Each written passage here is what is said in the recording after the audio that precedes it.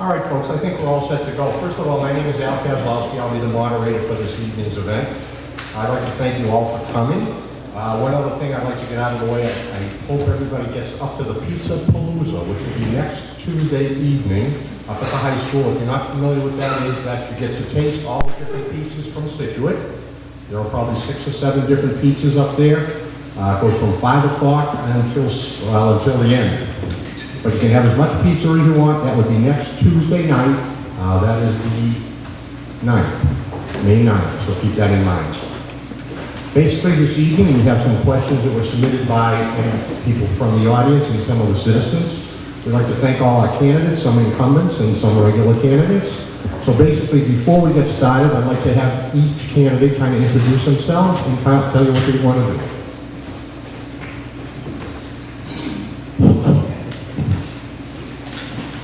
Hello everyone, good evening. My name is Scituate and I'm running for planning board. I'm a lifelong resident of Scituate along with my family, and my professional background is in environmental science, geology, and civil and environmental engineering. That's what I'm trained in, but I kind of shifted careers, and now by trade I'm actually a landscape designer with a focus on ecological and sustainable landscape design installation. I own my own small business. I'm based in Scituate. I recently purchased my own home in town in the last couple of years, and I'm planning on staying here long term with my family for years to come. The reason I've decided to get involved is because, as we all are aware, there's been a lot of development and changes going on in our town in the last 5-10 years.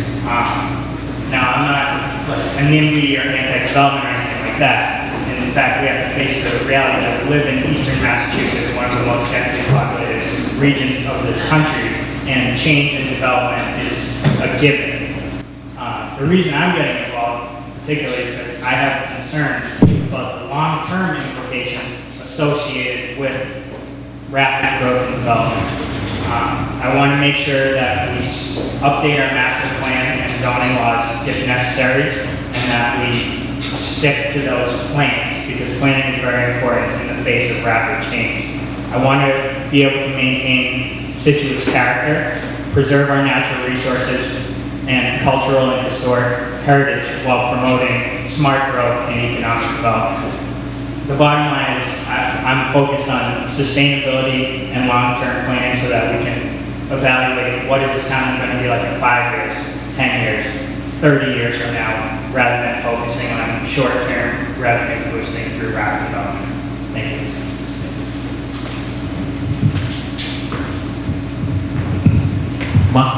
My name is Bob Grant. I'm running for one of the selectmen positions. I come from a family that's lived in Scituate, can be traced back to the early days of the then Kent. More recently, in the early 1900s, my grandfather was elected to town, or chosen as the town's first tree warden. And probably to many of you, my aunt served in the capacity of town clerk for 25 years. Her name was Paulie Gibbons. I have the honor of being her nephew. I like to tell people that my mother was one of the 3 Fitz kids that got married and moved out of town. I returned to Scituate to retire. I have spent many summers and vacation periods in Scituate when I was young, and always wanted to finally reside in Scituate. I'm running for the Board of Selectmen. I am just getting my feet wet in politics. I'm retired. I have the time to devote to it. I wasn't a construction contractor. I wasn't a realtor. I wasn't a lawyer. I worked a blue-collar, semi-white collar job. If you want to know my experience, food service. What I've learned from that is how to run a team, how to be a team player, and get the best things out of everybody. My view for the town of Scituate is very similar to Ben's. I'm against overdevelopment, realizing the development is part of what's going to happen in the future. But I'm also concerned about Scituate losing its historical, cultural heritage. And I want to make sure that I can work towards keeping Scituate the unique town it is. Thank you. Hello, I'm Karen Canfield. I'm running for re-election for library trustee. I want to thank the Chamber of Commerce and the Historical Society for having this forum because I think they're really important. I have served for the last 4 years as a trustee for the library, which has been a very exciting time for us. During that time, I also was a liaison to the Scituate Library Foundation, which I prior spent 10 years working on behalf of as they raised money to offset the cost of the new library. The Board of Selectmen also appointed me to represent the library on the Building Commission, Public Building Commission, as we developed, funded, and constructed our new building. I'm very excited to say that the building's sensational, in my humble opinion. It will be open on June 12th to the public. It will provide resources for everyone in town to enjoy and to come, whether you're getting a book or a DVD or you just want to bring your laptop and sit by the new fireplace. We'll also have meeting rooms that can accommodate 4 people in a study group or 150 people for a forum like this. So I'm very privileged, I feel very honored that I got to be part of that process. So I'm hoping that the town will re-elect me for another 3 years so I can see the new building used for all the facilities, all of the projects and programs that we can bring and use in that building and see it used to its potential. I also am very proud that the building is under budget, given all of the challenges we had with the project, and that it really is a tribute to our town. My name is Peter Gates. I am running for District School Committee, District number two. This is my initial foray into town politics. I did go through the Scituate school system, Catawba School, Gates Intermediate School, and Scituate High School. And I will go and mention that the middle school, which was recently agreed to be named Gates Middle School, was after my grandfather. So I guess I'm following in his footsteps as well as my dad, who was on the school committee many years ago when I was in elementary middle school. Currently, we're obviously at a very pivotal point in our town's educational system with the new middle school and the appointment or selection of a new superintendent. I feel that getting involved at this point will ensure that the students of Scituate are able to maximize the potential that our town has to offer. I have a daughter in second grade at Wampatuck, and I have a special needs son who is actually out of auditioner. It's my intent to make sure that all students have access to the curriculum and are able to reach their potential. So with that, I'll be running for position of school committee. Well, my name is Sean Harrison, seeking re-election on the Board of Selectmen. You may know me, maybe not, but I've been over 20 years. The real reason I'm running for selectmen again, I enjoy helping people. I was born in this town, my father, my grandfather, and his father.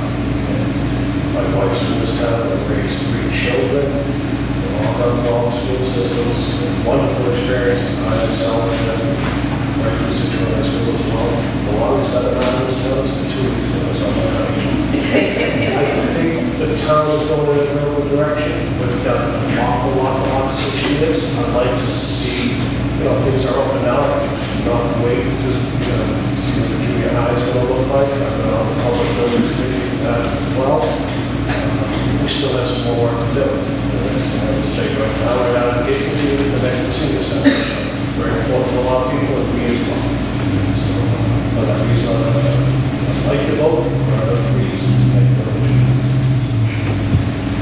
I am Jane Silva. I'm running for school committee as number 1, and the reason I have become involved at this point was the past couple of years I've attended almost every school committee meeting, so I feel like I have a good idea of what's going on.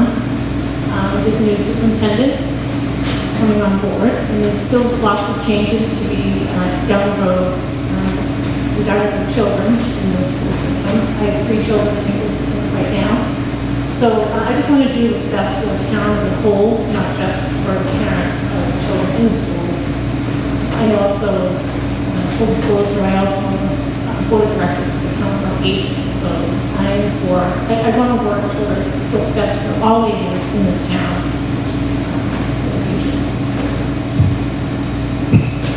I'm John McLaughlin. I'm running for a selecting position.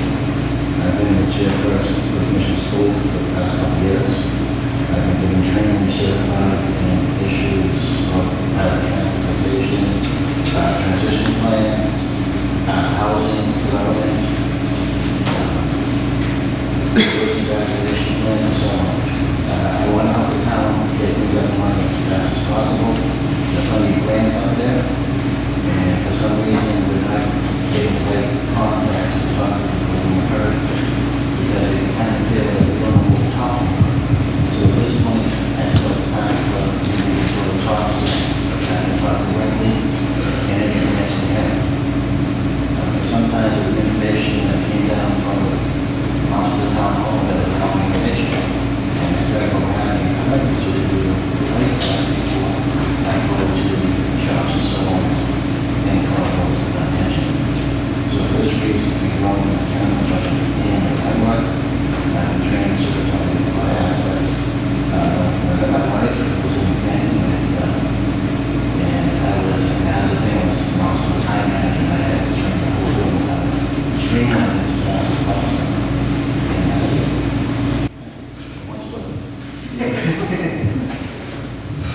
Thank you. My name is Tony Vignani. I am running for re-election of a selecting position. I have lived in town for about 15 years. My background is I've been CFO, CEO, and COO of a number of small corporations. I have 4 kids, ranging from college to 4th grade. And when I first moved to town, I was on the advisory committee for 6 years. Was the chairman there for a couple of years and really learned the base of municipal government and learned how it worked and learned the different functions of the different areas, and then ran for Board of Selectmen. I've been re-elected 3 times. The reason why I want to do it again is particularly because I like it. I enjoy, like Sean said, helping people. I enjoy learning about the issues, and I learn working with my other selectmen in terms of solving problems. I think I bring a unique skill to the board in terms of my financial and operational background, which complements the other board members. And I'm looking forward to doing it again. So I'd like to go.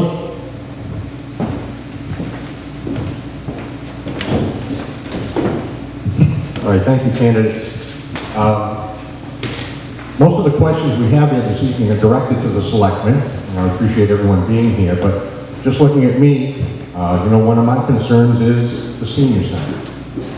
So I would just like to ask the selectmen in particular what their plans are, or what their feelings are, and how important the senior center is to the town. Start with Tony.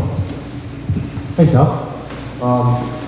For those of you that were at town meeting, when I gave our little annual speech to the Board of Selectmen, I stated that that is our next major project and a priority for the board right now. It was a priority for me. I meant to say when I was speaking a couple of minutes ago that there were 3 things that are my priority, and that's one of them. That's clearly our worst building in town. It needs to be repaired. It needs to be, well, it can't be repaired. It needs to be replaced. And we need to find the right place for it. We need to do it right. We need to do it next. And I believe wholeheartedly in putting projects like that before the town and letting the town decide on whether they want it or whether they don't want it, like we did with the other big projects that have come down, the library, the public safety building, and the middle school.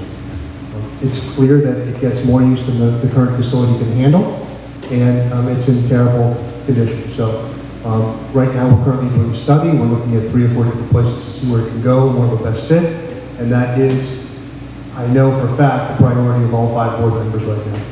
So it will continue to be one of mine. As the chairperson. John, excuse me, can you just pull that mic up right up to your mouth? Thank you. John McLaughlin. Being the chairperson of Mr. Villiers, it comes down to where when other agencies work in certain cities and towns, the Council of Aging is our flagship. Because basically it comes down to where people with disabilities at an age older group, they have more than the average age group. And when it comes to paratransit, gas and so on, they get these benefits and so on. It's supposed to have certain criteria. When I first went there and saw the building, they had parking issues. So I went with the Department of Public Works, put up a sign right away. I spoke to the director to try to get a liaison, have someone from the car, and make sure things are aligned. I'm also going to other branches and finding out how far behind the council meeting is. And it's not just the building. It's because there's so much more programs that can get, but they can't get at them because they're not in the appropriate states to inform them. And it's a tragedy. When I first went to the council meeting and sat in the meeting, I saw it and I said, this can't be right. So I believe in Tony and I believe in the whole select them trying to go forward with this right away. Now, since there was a town meeting, there was a thing called a transition plan before you do that self-evaluation.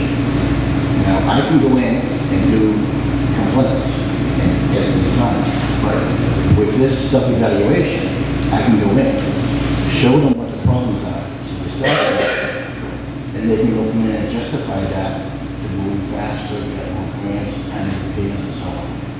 So actually, it's a blessing in disguise that we're going for the transition plan, because this helps get us some funds.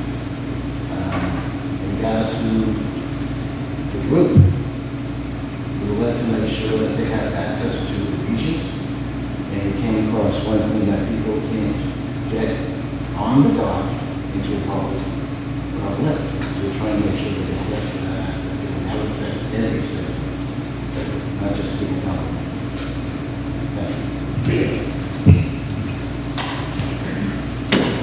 We have a consultant working on this right now, PHNA. The study due back to us in June. Right? They're looking at 4 locations: Purple Dinosaur, behind the junior high school, and Branch Street. As many of you probably know, we do have a set of plans now. Maybe we're very instrumental in trying to get the senior center built behind the library now. It came in over budget and it failed. We do have a set of plans still. Maybe they can be used if we do select the Branch Street site. When they're finalized in June, they're going to go before the public building committee. Public building committee is the advisory committee to the board. They're going to review all the documentation, bids, and that sort of stuff. Then they'll make recommendations to the board side at that time to decide to move forward.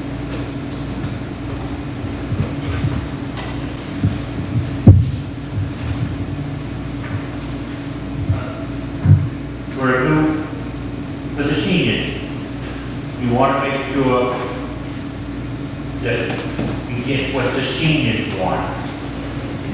We need to make sure that they have a voice in the facilities they have available and the location of the facility.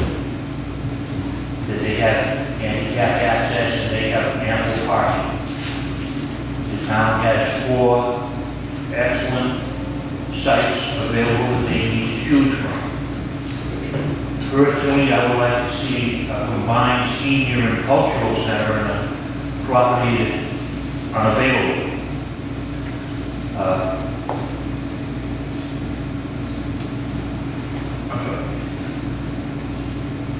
But I reiterate that it's up to the seniors, really. It's their building. It should be, you want to make sure that they're taken care of. They are the backbone of our citizenry. They've been around here a long time. They know a lot. They deserve to get proper treatment with a proper facility for their center. Yes, we are, and I do agree with you. Some of us are too far. Okay, again, this is another selectman's question. We'll start with Sean on this one. Do you support shoreline protection and further flood registration, or regulations, I'm sorry. So the question is, do you support shoreline protection and further flood regulations? Absolutely. John? Okay. Well, I don't know. One of the things I'm most proud about being on the board, not just one of five, there's many others behind the board of select. And that was the new position we created, Nancy Jerk. Okay, coastal advisor, all right? She has brought $8 million to this town for shoreline protection. Not just seawalls, everything from raising houses to riprap to seawalls, preparation, and the list goes on. Board of Selectmen is very committed to this foreshore protection. Every year we put almost $500,000 set aside for just this reason. We are absolutely committed to protecting our shoreline. Without it, it's not just the homes in the front, it's streets, it's utilities, it's everything else that's gonna just maritime fair. There are hundreds, if not thousands of homes that belong to the shore. 7,000 homes in the town of Scituate. And we all know those homes are close to cave, close to taxes. We are absolutely committed to protecting ourselves and neighborhoods. John, please.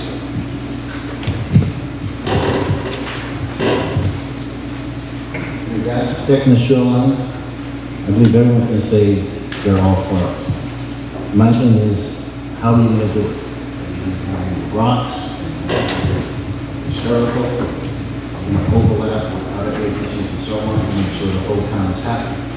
That's how we should be doing this in regards to structural things, decoration, just on that. Plus, it's also the town gets bigger and the roads get smaller. We have to think of turning ratios for fire apparatus and the roof flood, how to get them. A couple of years ago, there was a fire, I think it was an Ocean View, and the house was burnt with a flood. Couldn't get there.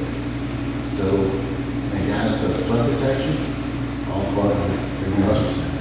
In regards to what we do now, what we have, we should go too far on what we have to make better, because there's temporary plans in place. Because that finishing the seawall is going to take time. What we have in place now is you work on that before the seawall is finished. So we always have a plan B.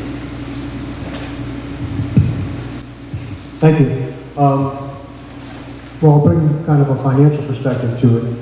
We had this looked at years ago, and to fix the seawalls in town, it's like a $75 million project.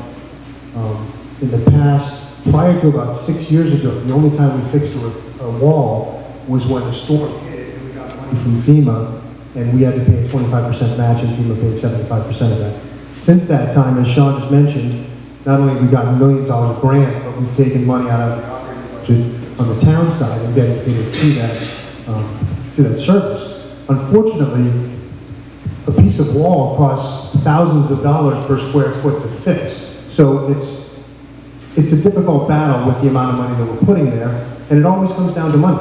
You know, of course, everybody wants the walls fixed, but you have to be able to justify the cost of it, and that's why we're doing it as well as we can, but at a pace that we can manage both financially and with the bandwidth of the town doing it. One thing that I do like about it is we're being creative with the term, participate in foreshore protection. Right now, we've done a study for Minot Beach to do a beach renourishment project. And that would essentially take about 300 yards of sand and refurbish that beach at the seawall at Minot Beach. Projects like that not only fix the seawall or protect the shoreline, but also be an asset to the town. So now we have a nice, new, fresh beach that can be used by anybody in town and not just people that live on the seawall. So yes, I do support it, but I think we have to do it fiscally responsible and also at a bandwidth that the town can handle. In terms of the other part of the question, I think you had talk about the flood maps. We and Marshfield and Duxbury were the forerunners in terms of getting the flood maps looked at again. Initially, they were going to come to town, change the flood maps, and I think there was about 800 people whose flood insurance was going to go up dramatically. And because of grassroots effort from citizens of Scituate, including Dave Ball, and together with the people in Marshfield, we brought it to the federal government, we got it looked at again, we got it revised, and now, unfortunately, it wasn't revised completely to our liking, and we have to take the next step and get them looked at again. If we don't do it, it's going to impact the flood insurance by hundreds of people that live in town. And that's why we're moving forward with this on the group effort with the other two communities. And I do support that as well. Right here.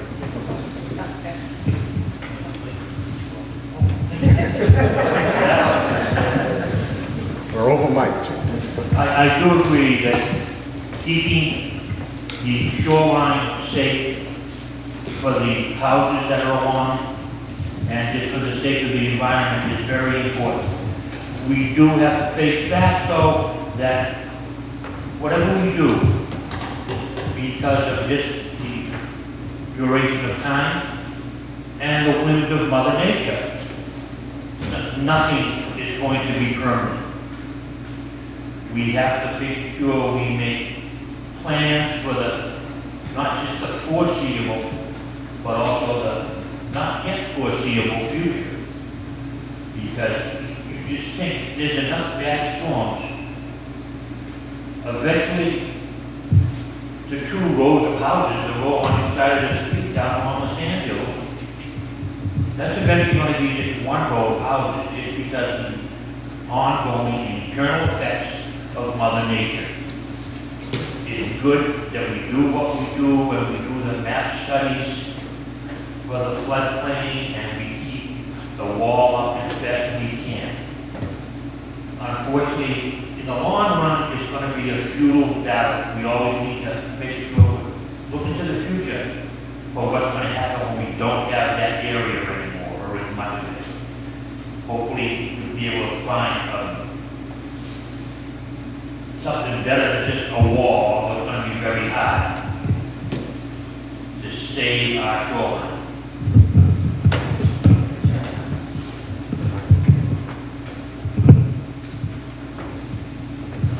Okay, actually, this is for the school committee candidates. One question.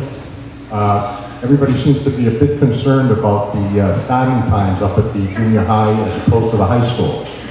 So maybe if we could have candidate for position number 2. Mr. Gates. The question is concerning the start time. Yes. What are the problems with it? How do you feel about it?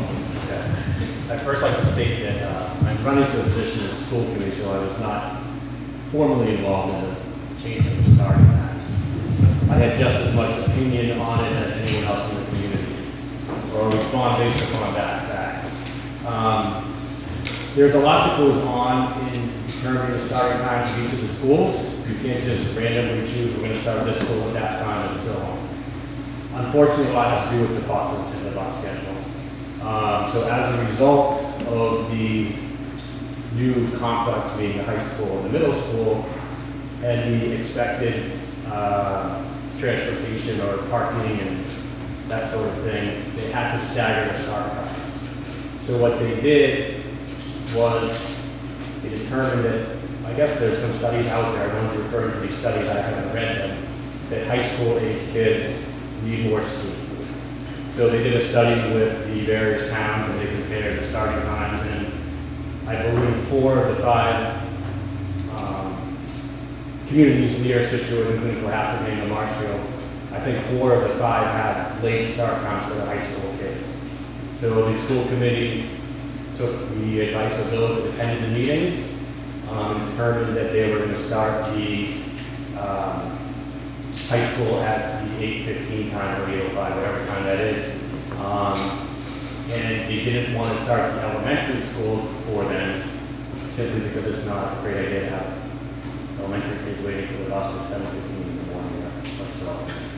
So in terms of my opinion on the starting time for the middle school and so on, it's really a function of the school bus and the fact that these studies say that the high school would need a later start time to better run.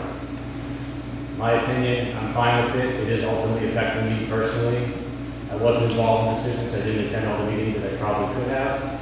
I'm okay with it. I think that they took all the information that was available to them and made an appropriate decision.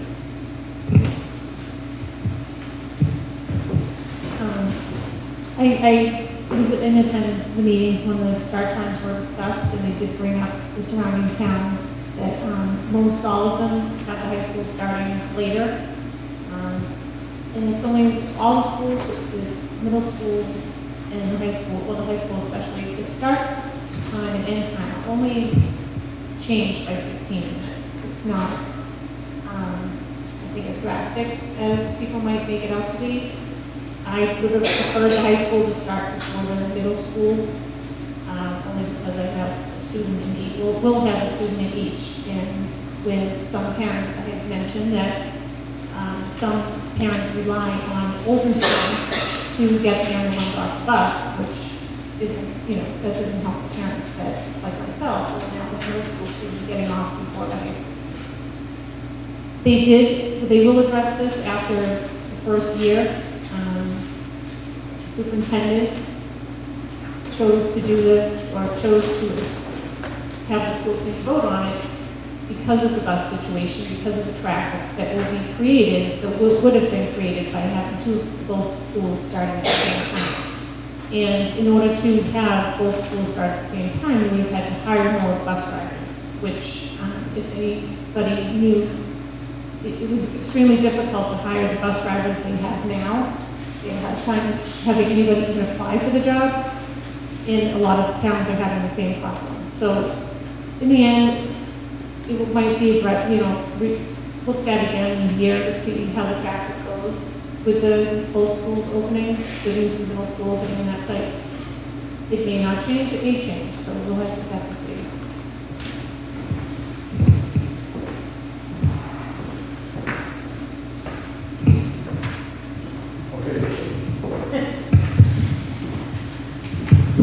Candidate Bornstein, if you'd like to, I have one other question for you, but you wanted to add something on the seawalls and that water protection?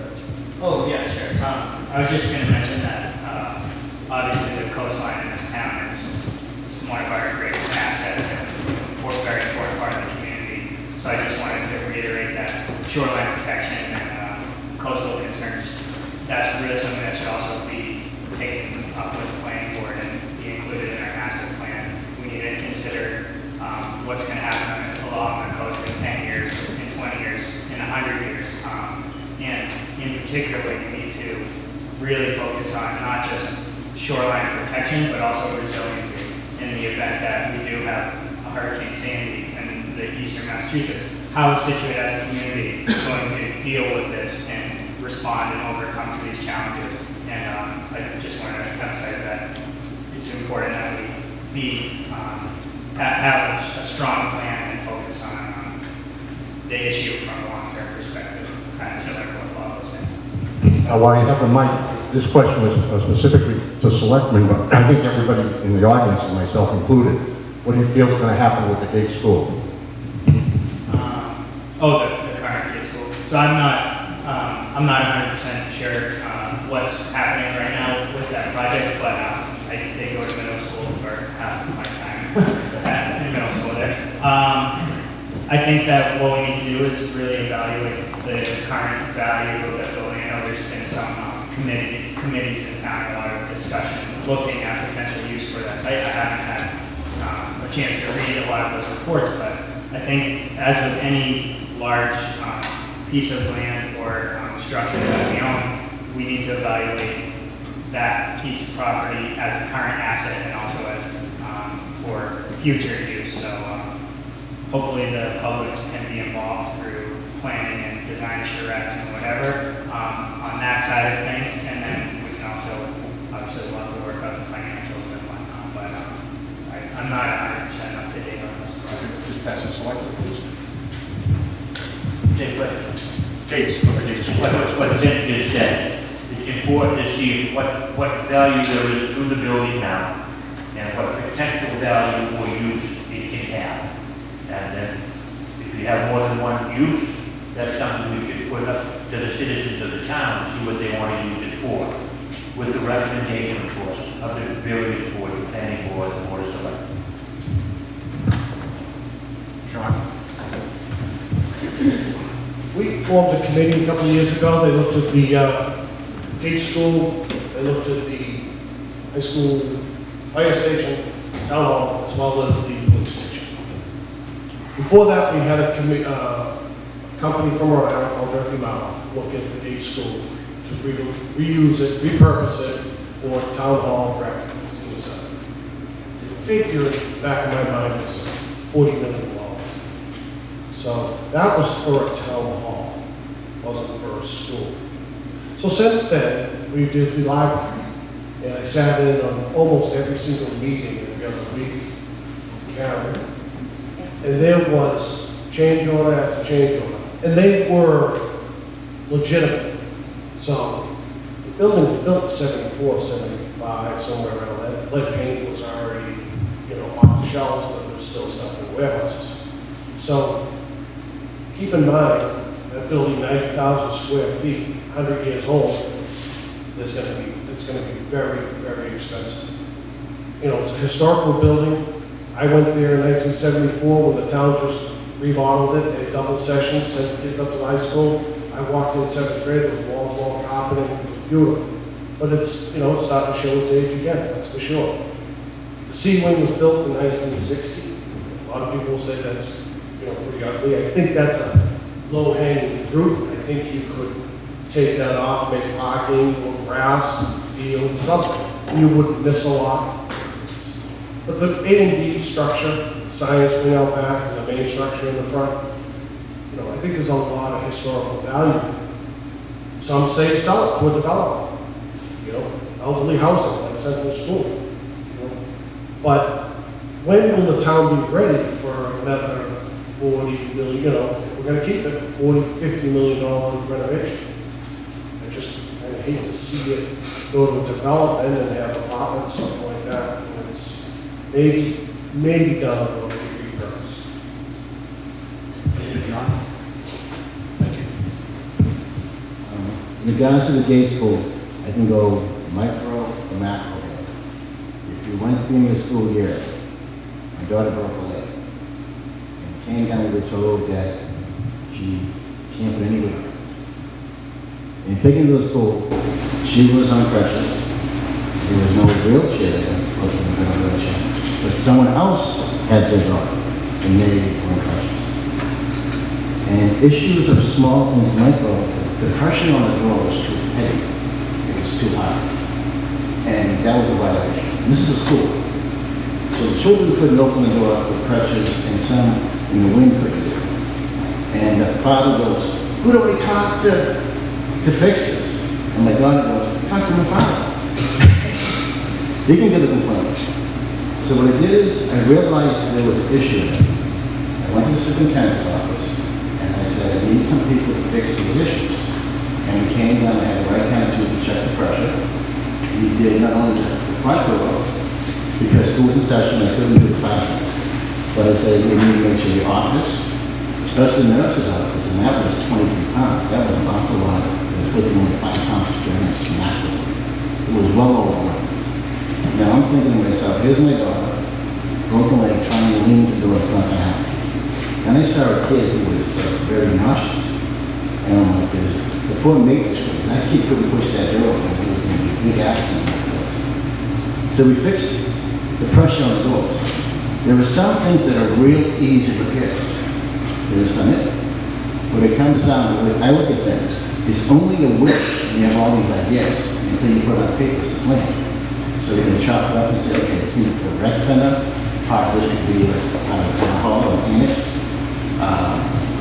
Conservation, even though it's historical, I don't see how that's functional.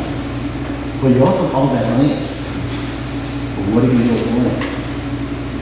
Now, I've seen some of the buildings and structures, I'm looking at it, 100 years old. But that was made by a real craftsman. Now, in regards to mechanical issues, I'm afraid of the asbestos is the biggest issue in that kind of building. That's going to be the cost. So are you going to chop it up and segregate and make so they can't interchange building to building? Or are you going to have where the offices interchange each other? That was the reason why the school had to be refitted. It wasn't affordable. Something like, why are you saying now that you're going to redo it when it wasn't used for school? How is that? How can I wrap my head around that? It's not good for school anymore. It's not good for operating buildings, but all of a sudden you can use it. Let's stay focused and say an evaluation What can be fixed really easy? What can you use? When you're talking about just the building structure itself, retrofitting, it's a matter of what you want it to be. And that does have sections based on floors and so on. The elevator's not big enough, really, for what it is.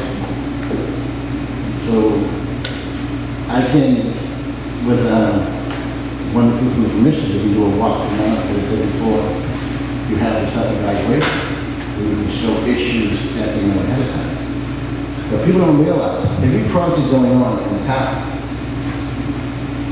Mass DOT, and they say it has to go to the commission discipline to get their approval. Then we have gates, there's a walkthrough for the police side, safety building, a walkthrough that hatch before it's ownership. Now, our members are very qualified to do these things, to save time and money for the ownership. Once we own it, any complaint, we have to fix our own. And that's a waste of time and effort. It's kind of embarrassing for members that with all the trainings and want to help the town, and then if they to do what they power to do. That's it. I hope that answers your question. Like I still say, it's only a wish until you get a paper, what you actually want to do. Give me like 5 plans on paper, and I said, this is feasible, this is. That's the best I can do. People, I'm sorry, but that's honest. And we're going to do that for every project we try to tear something apart. Thank you. Thank you. Just a few quick things. We have done that on gates, and we did actually do it when they were looking to build in the middle school, because one of the options was actually to redesign and refix the middle school and leave it there. As John mentioned, it's not ADA compliant. It's a big problem. It's not a tight building, there's asbestos, so it's anything that's going to be done in that building is going to take a lot of money to refurbish it. As Sean mentioned, upwards of $30–40 million. I was supportive of the plan. A few things I wrote down. It's an historical landmark. It's 100 years old. I'm sure Peter will like the fact that we should consider keeping it, as it's named after his family. It's in the historical center of the town. Initially we had a plan that we were going to take that, move town hall and their departments there, and move the senior center there, which would open up all that space in front of the high school, for fields, for parking, for roadways, and use this beautiful building. At that time, when we got the price tag on it, we had all the studies done on it, it was a lot of money. And we had just built a new public safety building, we just built a new library, and we were building a new middle school. And frankly, the town just was not, would not have had an appetite for another override. And frankly, I agree with it. We spent a lot of money in the last 10 years here, and we really have to be cautious of that because it affects all the taxpayers personally. So at this point in time, we've looked at it, we've looked at the different uses of the building. I still like the idea of using it, but the seniors were not in favor of using that space, which I respect. And now we're looking at other locations for it there, for them to put their space there, although that is still an option on the table. What's going to come down to at some point in time is when the kids actually move out of there, we are putting some departments in there for the use, but it's not going to be used and it's going to cost money to keep it up and running. And at some point in time, we're going to have to make a decision. We've looked into other options. I think maybe Sean had mentioned affordable care, selling to somebody so that we can get another use out of the building, which I'm in favor of looking at that as well. But it's going to be a difficult decision, and once the town abandons the idea of putting town hall and the senior center there, then I think we really have to seriously consider the affordable care aspect of it, or hate to say, but we may have to knock it down if we can't find use for it. Again, thank you, Tom. I did not attend Gate School, but I do remember, I hope everybody's seen the new junior high. I remember junior high because actually the 8th grade were the 3 best years of my high school career. Again, let's get serious. With Tony, and this is from several different people in the audience, how would you feel about changes in the town charter? Changes in the town charter. I mentioned a minute ago, I wrote 3 things down, and 3 things that I'm really looking forward to working on in the next term if I happen to get elected. One of them is the senior center, and the next one is the charter review. I think it needs to be looked at, and I think, as I mentioned at the last selectmen's meeting, I think our form of town government really needs to be looked at. We have a very slow attendance coming to town meetings.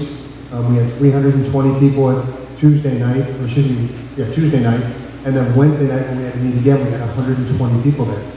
That's 1/10 of 1% of the people that can vote in this town. And they decide what happens in the town in terms of financially and bylaws and what have you for either the next year or for eternity. And I just don't think I don't think it's working very well right now. And I think we have to look into different technological aspects that we can use to incorporate it, or we should look into having a representative form of government. I don't think we're big enough to have a mayor, but I really think we have to, and I'll take a step back, we have to look at how we can get people to come to town meeting. Whether if we should go back to Saturdays, whether we should serve pizza, I don't know what it is, but we've got to get people there because we're not getting a full view of what the public necessarily wants. And any special interest could have come to the meeting on Wednesday night and got whatever they wanted. And that's not the way it's supposed to be done. So I am 100% in favor of looking at the charter for a number of reasons, but in particular that one, because I think the way we're doing it right now is not working. And I think that we don't have to go to the drastic measure of changing to a form of government. We have to think about it and put our minds together and figure out what it's going to take to get people to participate, in my opinion. Well, I'm all in favor of pizza. I don't know what else. But as it comes to the child, it's a matter of how you want to manage it and get in there. That's always hard. Increase the percentage. It should have to, I would say, overlap. Some committees and so on have a special interest in other areas and encourage them. In regards to what we've been doing, which is like, we started sending people out. And people thought in the beginning, you know what we're talking about. Then they realized the ideas we come up with in regards to structural and the code and explain why the code's there. We don't just say, we'll get back to you and never get back. We get back to you. You go in the second walk and we hear them. And we always find out this one thing, that there's a tiny square, and there's like 15 squares because only this department's in charge of this, and that one's only in charge of this, and there's no overlap. When I had a meeting with the town administrator, Ronnie O'Toole, and Elaine and Alberto was there, I came across as, I can't look at it that way. I have to look at how you come to town and house, and how you overlap and do things. Because we're falling short because only people have one issue, but they don't realize that issue overlaps to so many. If we bring up and open more of the overlaps, the issue will be there, even more involved. My daughter's involved. I'm involved because of her. When I first moved here, I was told I was dying. I was 7 years. And the ocean hit like that, my doctor was kind of freaking out, wanted to take me this medicine. I said, God, I'm falling asleep, I don't need it. I had so many surgeries. In regards to technology, when I first moved here, I had the most advanced technology I couldn't say. And I was like, wow. So I believe in technology. I believe in balance. This is a family community. It is believable, unbelievable what you do for each other. If you get the family involved, they will come. That's how I keep the family involved. Don't segregate anymore in departments. And they'll come. That's how one's an opportunity to stay. Thank you. About 5 or 7 years ago, the child was looked at, people like Matt Brown, we appointed on that committee. I don't really know, other than what Tony said earlier, town meeting, it is discouraging, to take a change in the charter, to change things. And only 300 people showed up, the next night 120 people showed up. But other than that, I really don't think things are really broken. As far as we go into other towns and we see DPW, we, our elected positions and so forth, they're appointed here. As a rule, I don't think it's really broken, but certainly take a look at it. Like I said, I think it was about 7, maybe 9 years ago, I just can't remember when it was last looked at. So it certainly doesn't hurt to look at it, that's for sure. But I don't think we have to make a lot of changes.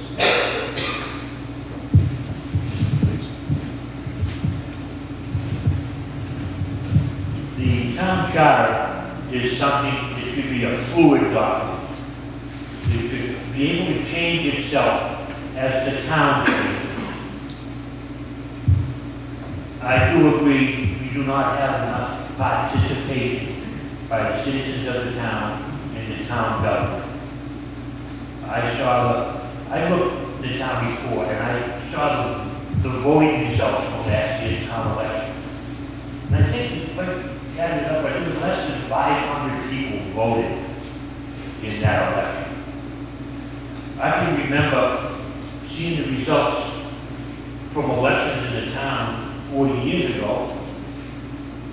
and one person would get 1,500 votes all by themselves. There was more active participation in the town then. We had less people in the town then, and we had a bigger turnout of voters. What we need to do is get the word out to people that Scituate is changing. We want to hear their voice in the changes. The important thing is to make sure you're heard, not necessarily what the results are. All right, that was a selectman's question, but if any other candidates like to comment on trying to bring more people into the town meetings? Any candidates? Any? Karen?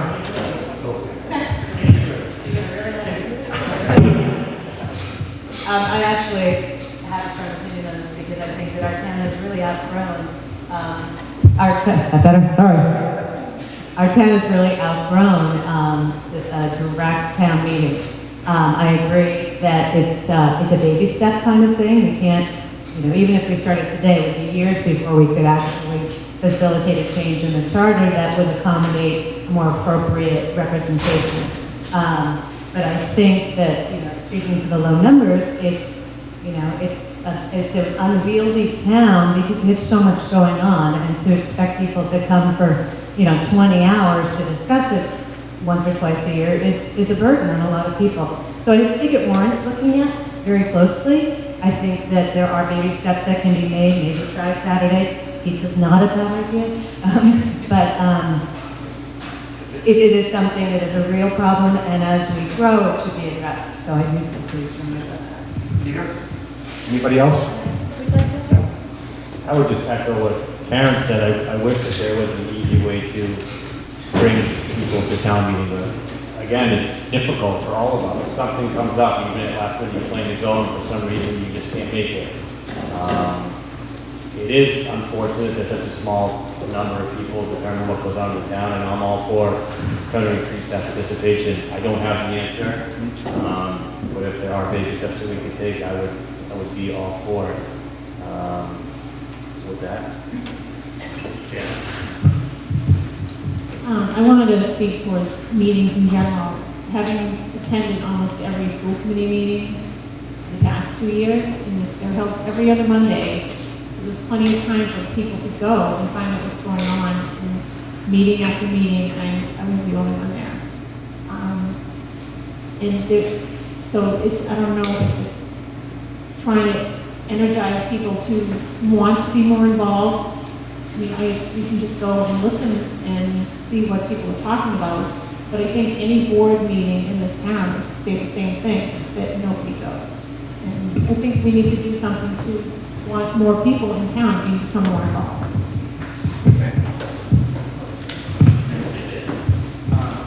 So I'm getting away from the town meeting, thinking more in just general citizen participation, but I think the really important thing to evaluate is like how as a town are we communicating to our citizens. Scituate, I mean, I'm not trying to complain, but we're a little bit behind the times in terms of our PR and marketing and communications piece. You hear very often from people that they don't find out about anything until after the fact, when it's published in the Mariner. It's just, we need to evaluate how we're getting this message out, and I think that marketing and communications improvements, particularly through the internet, could really help that a lot.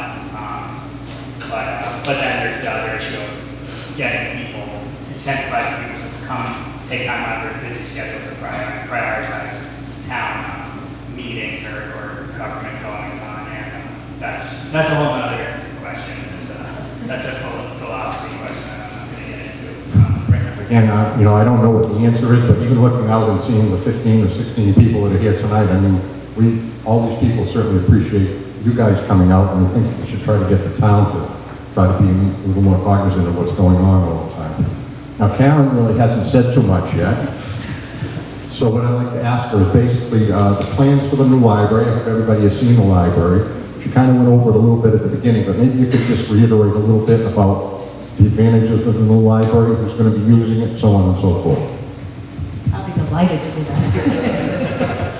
As far as who can use it, absolutely every citizen of this town will benefit from this new facility, which is one of the reasons I think it's such a treasure that we're going to have. The building will, as you all probably remember, we used to basically use half the facility because the lower level was storage, there wasn't access, we couldn't use it. Now, If I may interrupt, I think this is the new library right behind you. yeah, kind of quaint. Through the renovation and expansion, we physically only expanded the building by about 7,000 feet in one direction and 5,000 square feet in another direction, but we're doubling the space in the building because we can use the lower level to its full capacity. There is, it's light-filled. You come in, there's an atrium. There are 3 quiet study rooms that are available for students or anybody basically who wants to reserve the room to do some quiet work. There will be 3 after-hours meeting rooms, which will be very useful this town. If you are in a committee meeting, or if you have a nonprofit in the town that needs to have a meeting space, you can book the room, and even though the library closes at 9, it will be able to, you can continue with your meeting after hours, which I think will be a great benefit. We have a gas fireplace for our periodicals room now, so there's a large group of people who come in every day, and they'll be able to get their magazines and books and sit in comfy chairs, which were generously donated by the Boston Interior's Lauren family, and sit in front of the fireplace all day if you want. The teens will have their own dedicated space, which we did not have in the old library, and the children's area, which will be downstairs now, has a program room just for children with very cleanable flooring. And the sort of crown and the jewel is this 150-seat program room with a little kitchen off the side if there's events where you need to have a kitchen space that is facing Branch Street, well lit, and just a beautiful facility that everybody in town can use. Thank you, Karen. Actually, if you can go to Peter, this is for school committee. Is the district committed to funding professional project-based learning?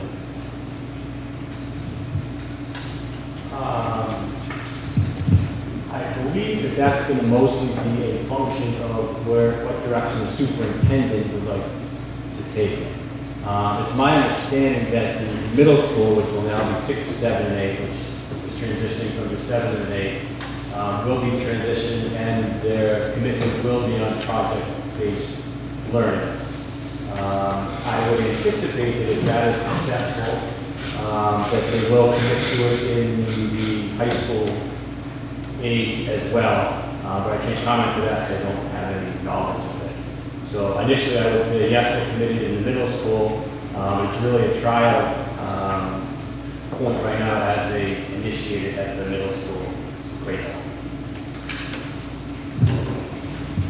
Could you repeat the question again? It's the beginning. Is our district committed to funding professional project-based learning? The school system has already put a lot of time and training into the PBL. I know that as part of the training program, they have teachers that are now trained to train. So at the middle school, they have, I think they call them coaches that help the newer trained teachers. I know they have been doing some PBL at the high school level. There have been projects that, that classes have incorporated into the curriculum. So I don't think the school system is going to go entirely PBL. I think they just plan on keeping it a part of the learning process, which I think is a good idea because it's hands-on learning, which I think is great. Okay, thank you. This is for Ben, Planning Board. Can you elaborate on the question you asked at the conservation meeting last night about wetlands? And maybe if you could go and start with the question that you asked. Sure. So last night was the Conservation Commission, first Conservation Commission filing with Toll Brothers, which is Seaside at Scituate, which is a proposed 142 town, 2 and 3 bedroom townhome and 10 4-bedroom single family redevelopment project at the proving grounds off of Hadley. There was the purview of conservation. There's a lot of concerned citizens there, but the purview of Conservation Commission is to evaluate the Wetlands Protection Act and kind of what sort of environmental impacts the project might have. I raised the question because the applicant, Toll Brothers, presented a very thorough review of the wetlands that have been delineated and how some of them were going to be filled in, some were they were going to replicate them in other areas or improve ones that were kind of been impacted negatively.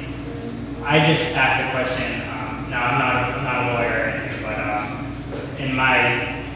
to my knowledge, there's the Massachusetts Environmental Policy Act, NEPA, and for projects of a certain size and scale, they need to file with the state to do an environmental impact analysis. I simply asked the applicant if they had in fact conducted this analysis and if it was publicly available, because those type of environmental impact assessments are very helpful for local permitting authorities to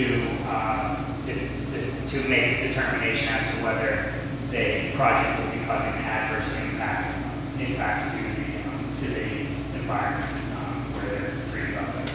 And what was the answer to that question from the conservation? I didn't really receive an answer, but there was no answer. So I'm assuming no, but I don't know. Is there anybody else who would like to comment on that development while we have the mic out there? Very good. Okay, this is for selectmen. I think it's right next to you. One building everybody in town seems to have kind of a question about is the old Pier 44. What do you think should be done and where are we going in that direction? The old Pier 44. I'll be honest, I have absolutely no idea. Simple as that. I would admit, I glean the news I receive about the town through the paper, and I don't know, fake news on Facebook or whatever. And so I am about as current on some of these things that there's nothing.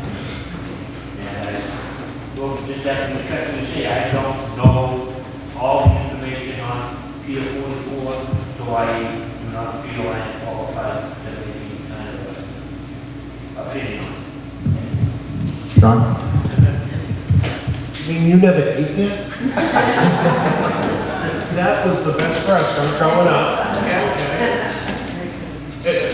Most recently, when Mr. Mulvey owned it, and he sold it to the Pilates.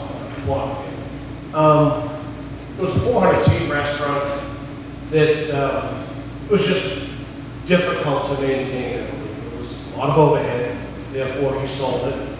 The next person bought it, okay? The economy dipped. People didn't come through the door like they had 15 years ago. So the selectman approached the owners and said, would you sell it to us? Well, we're pretty far apart, $1 million+ apart. MBTA came back into town, they were coming into town. So couple of us went down to Pier 44 with a couple of representatives of the MBTA. And we said, what do you think?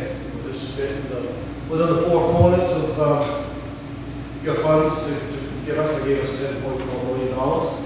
And they said, sure, if it remains public and education. So we said, all right, we can do that. So we bought it for $1.8 million. It wasn't taxpayers' money, it was money from the MBTA. I said right from the beginning, I said, we can knock that building down and plant grass and put park benches. I think it's worth $1.8 million. We can ask the land in the back of the road. It's probably 3 buildable house lots or a 9-story building somewhere in between. I think it's still well worth it, no matter what we do. It's a building that's made of wood. It's not made of brick like the junior high, the police station, and fire station. So it's not going to last that long. Right? There's no basement in it. It's just a slab. What we do with it, I don't care. We own it. There'll be people around town that will stop me and say, we should sell it. Yeah, the downside is, contributing $20,000 in taxes. That's the only downside. But I still think it was a wise investment. I mean, I would venture to guess if the right developer spent enough money for lawyers, we would see something pretty big. Then you're going to lose the view out. That was one of the last spots that we could purchase and preserve. So I think it was a wise investment, much like when we bought the sand and gravel on River. A lot of people thought $1 million was too much. I think in time people will say it was good. So it doesn't really, I don't care what we do with it. We have to maintain it, we have to insure it, and that. So there's cost. We have 55 buildings now, that's 56 and 58. There is cost to that. But I just think it was a good investment. If I may ask, Ron, I mean, again, getting back to senior centers, is this because of the restrictions, it's not usable for that? No, it most certainly is. It's remained public. It's open to the public, just like the seniors are down there. It's open to the public, and there's an educational component. Absolutely. The MBTA didn't have a problem with that. If they did, they would come home for that. John? Thank you. This is over around my head a lot because it's in my neighborhood. And it's lovely, and I went there. And we even had a meeting there 2 years ago. And we had a meeting there, it was my street now. So we had a different look. Then we lost what happened. We changed some things. Now, I'm looking at this as it's a perfect function room. For a function room, you could have the high school proms there. You can safety. You have, because it's our thing, a meeting for the selectmen, because the hall is very small. Unless you to put a accordion wall in your selectmen's office, you can't open anymore for more space. People don't want to go there because it's very hot. It's crowded. You have to be quiet. There's no common gathering. Now, in regards to the Council of Aging, I don't care how old you are. If you have any kind of arthritis and you're there by the open window of the ocean, you don't want to walk into from your car. So that's not going to fly for them. And I'll be advocating on that one. In regards to making a function room, that would be the best thing for the community. You can make historical paintings on the wall and so on. You can come in, you can have dances in the summertime, a universal thing. Every couple of weeks, have it for just the town. Bring the old people back and talk and tell your stories. Bring back the family. This is a family community. That's why I love it. That's all I say.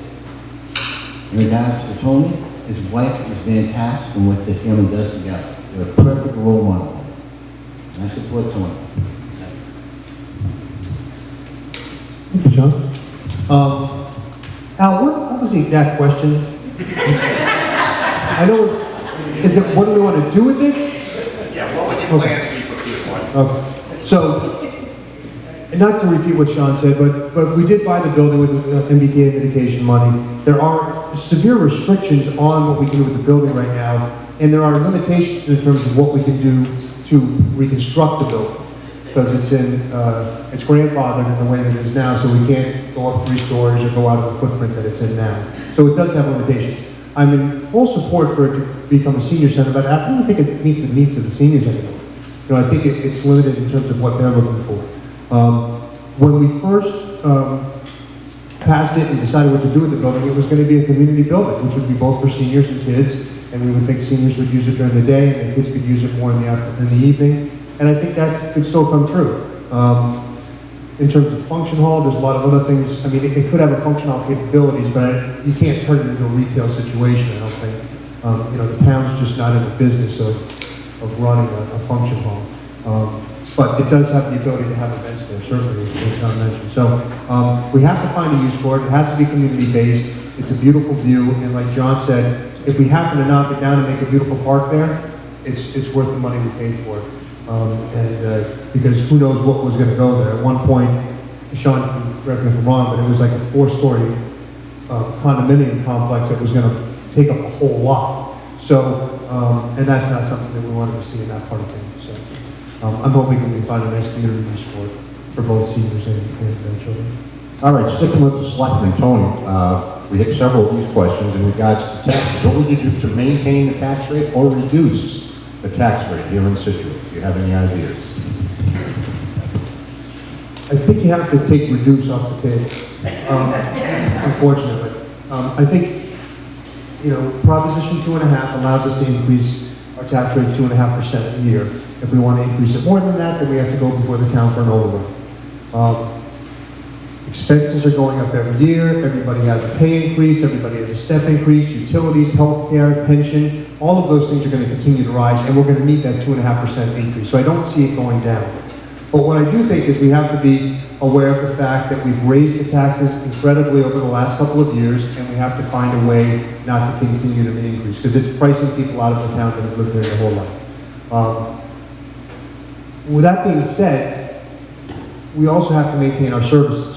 So being a selectman is a very, very difficult job because you have to weigh those two things. You know, as I said again at the town meeting, everybody has a conflicting opinion on this.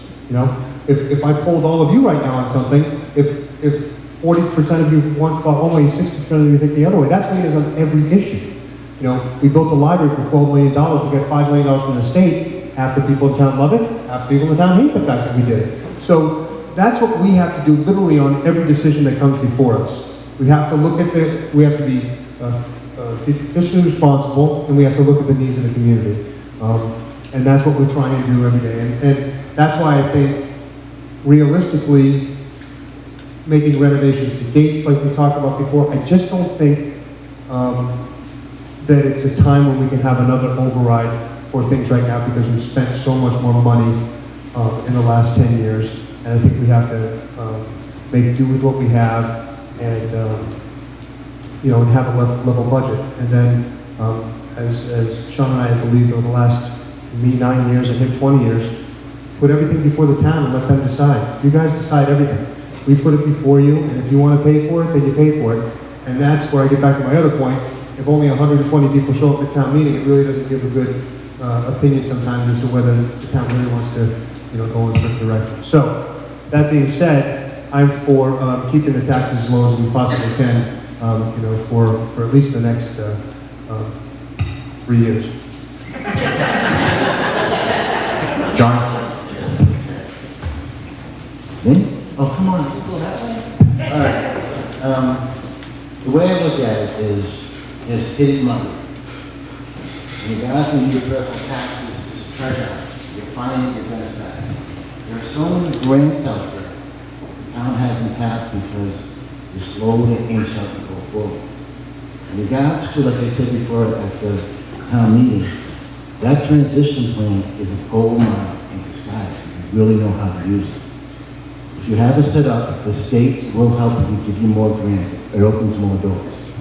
But that is ADA compliance.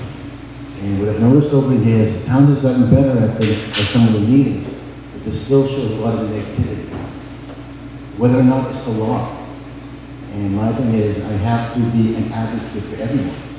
Now, People don't realize this, but 60% of people are disabled, you can't tell. So when I'm helping people out, I just think everybody has some disability, haven't told me yet.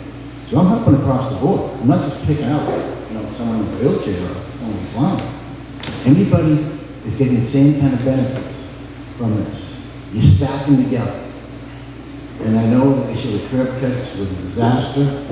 And we're trying to help. We were involved in that. But we're supposed to do. Like I said, all the plans are supposed to come through. I want the doors open. This is why I'm running for selectmen, to help open the doors. Bring the taxes down. If you bring the benefits and get the grants, there's no reason to raise them. And then you can bring them down.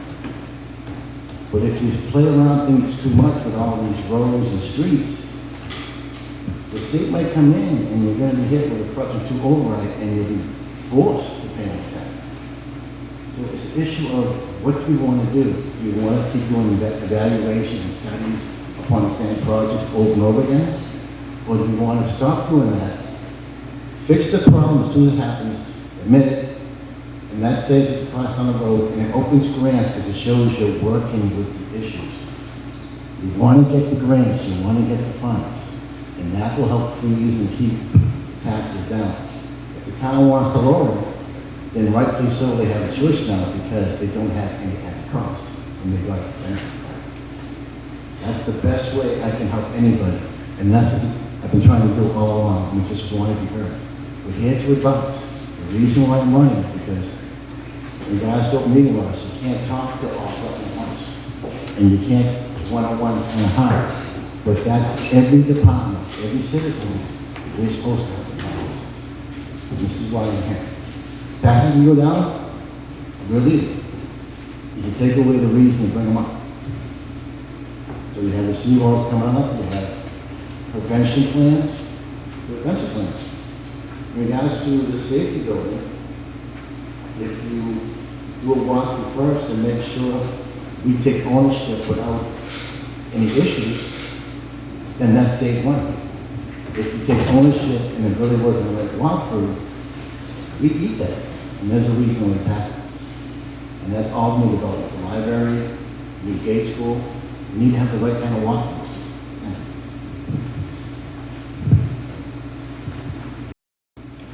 Like I said earlier, you're going to see Dirk get $8 million in grants. The library, $5 million in grants. Public safety building, asked John Murphy what he got in grants to help offset the taxes.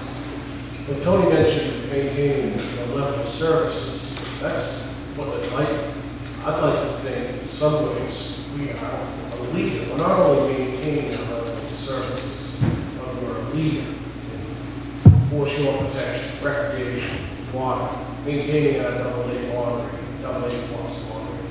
So it's a balance, like Tony had said earlier. If taxes are too high, people like the lane buckets on going to sell houses in 2 or 3 days.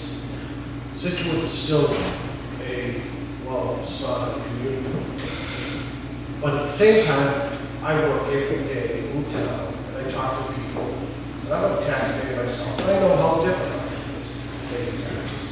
So Tony said it best, it's a balance that every Tuesday night, what the others, we vote this way, how it's going to affect the taxpayers. We think about it all the time.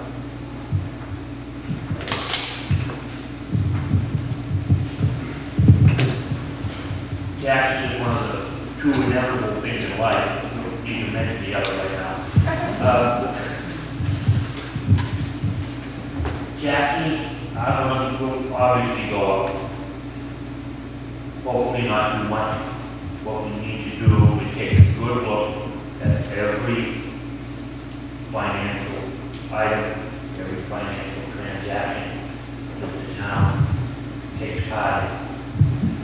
Make sure that we're getting the most for our dollar. And the dollars we spend are being spent the right way. Very, very simple as that. Any other candidates like to add anything? Ben? Just one thing in terms of, as taxes relates to planning is, one thing that I think I I've attended a meeting of the Economic Development Committee or Commission, and it would be good, I know, as we're looking forward to working on long-term planning and development, that we try to maximize diversification of our tax base, particularly through economic development opportunities and not just relying kind of on the strictly kind of residential homeowner tax base. I know we have some great businesses and business areas in town, but maybe we can evaluate moving forward how we increase those opportunities. Anybody else? Karen? No?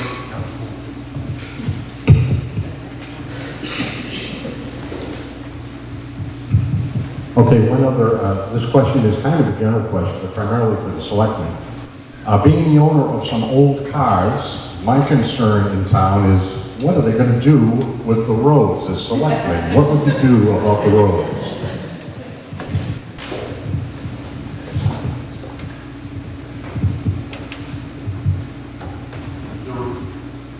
The road, from what I've seen, and the ones I've traveled on, appear to be pretty decent shape. You get them so they get rough after a while because there's been some work done underneath them.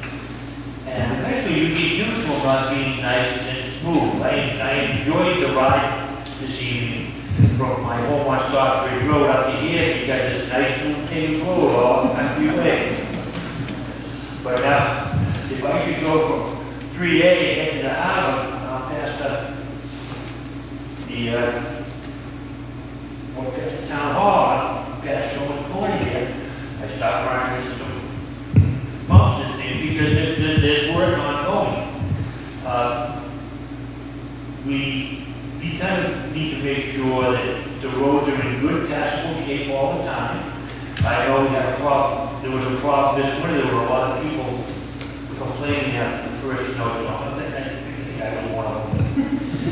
But you know, the next day it was all fine and good, and any storm after that this winter, it was fine. So I'm just chalking that to like the first storm panic that we New Englanders always have. You know, it doesn't matter how many years we've been here and how many snowstorms we've gone through, that first one is always the worst one of the year. Along the roads, we also want to pay attention to the sidewalks. And I remember your town meeting here about how a sidewalk stops in one place and stops. Further on, it picks up again, stops again, and then stops again.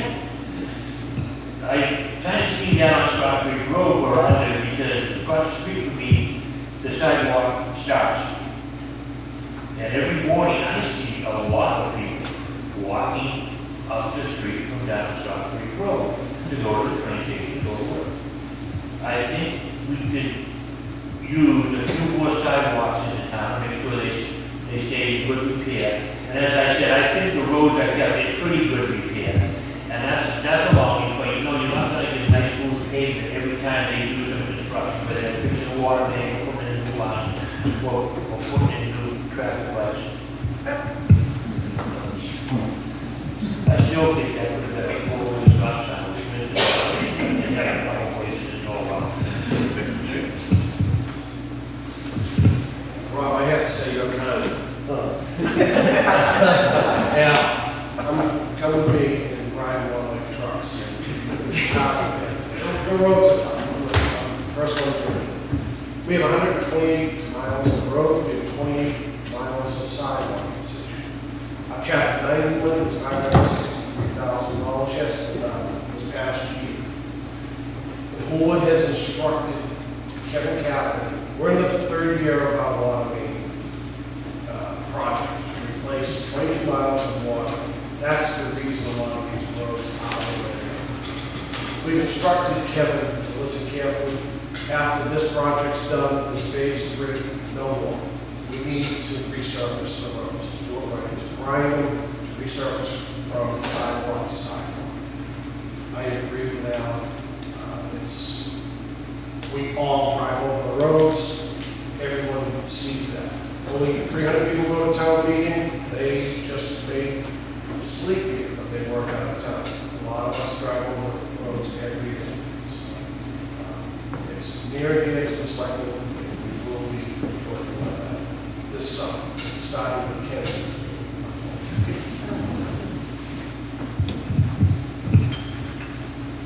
You had to go on the roads, didn't you?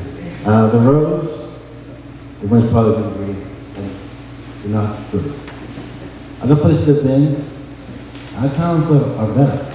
But we have to have the maintaining philosophy, that we're going to maintain them down the road. I'm getting recertified again on the 18th with Mass DOT on the right procedures and so on for the transition plan and how roads should be. In regards to roads or the way the cars go, in regards to the paths, the sidewalks that run along the street, those are finished work. If the sidewalk is not done right or properly, and they're affected by the town and by the state, they're going to want to inspect the roads too, and that could cost the town a lot of money. Right here on Mass DOT, I have figures back and forth, all these other training classes I'm supposed to go to. These gentlemen talk about figures all the time. I don't see those figures. But when I can take the figures and find out what the terms are and say exactly what's going on, it's like, whoa, this is wrong. This is a pattern. And I can help break down that pattern and make more time management so it's done properly. I just want to make sure that people know that we're here to help.